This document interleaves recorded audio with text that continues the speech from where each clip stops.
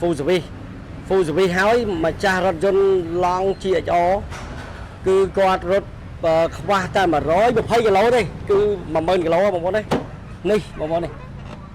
ឥឡូវនេះចង់ដឹងថាតើមិនបានមូលហេតុអីបានជា Twister Cambodia ទទួលការគ្រប់គ្រងដល់ full service ដល់ពេញបាប់លេខកំបបាប់លេខឲ្យគេមកទៀតណាមិនមែនដល់ឲ្យខូចទេណានេះបងប្អូននេះខ្ញុំឲ្យមើលបងប្អូនមើលនេះណានេះខ្ញុំឲ្យបងប្អូនមើលនេះអញ្ចឹងនៅហ្នឹងគឺ5842នេះគីឡូចាស់នេះបងប្អូននេះគីឡូចាស់នេះគីឡូចាស់49980ឥឡូវ50980អញ្ចឹងយើងខ្វះអានោះយើងខ្វះតែ100គីឡូជាងនេះ10000គីឡូអញ្ចឹងមិនមែនជាការដែលយើងចេះតែបដូរទេសម្រាប់បងប្អូនដែលប្រើឡង់ជាអញ្ជើញដល់សវីដូវិញអញ្ជើញមកសំខាន់គឺយើងនៅនេះមានខ្លាញ់គោ Twister Cambodia ទាំងអស់ហើយចង់បងប្អូនត្រូវដឹងថាឈុតប្រេងម៉ាស៊ីនណាដែលសម្រាប់ឲ្យបងប្អូនម្ចាស់ដែលធ្វើឲ្យម្ចាស់រថយន្តនេះដូរឲ្យដូរទៀតណែបងប្អូនទៅមើលនេះឃើញទេគឺអាបធូនេះហើយដែលធ្វើឲ្យម៉ាស៊ីនគាត់ថយស៊ីសាំង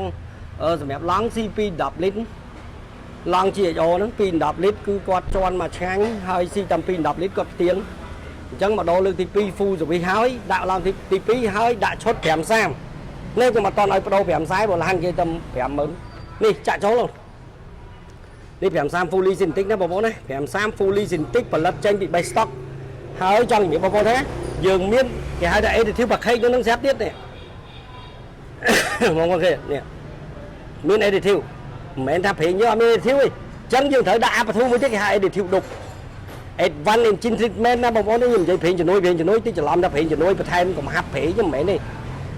មិនប្រេងជំនួយជាបន្ថែមកំហាប់ប្រេងទេគឺប្រេងជំនួយម៉ាស៊ីនដែលជួយឲ្យម៉ាស៊ីនស្ទុះពជាអាយុកាលម៉ាស៊ីនព្រោះវាបន្ថយសក្តិភាពក្នុងម៉ាស៊ីនដល់តែ 95%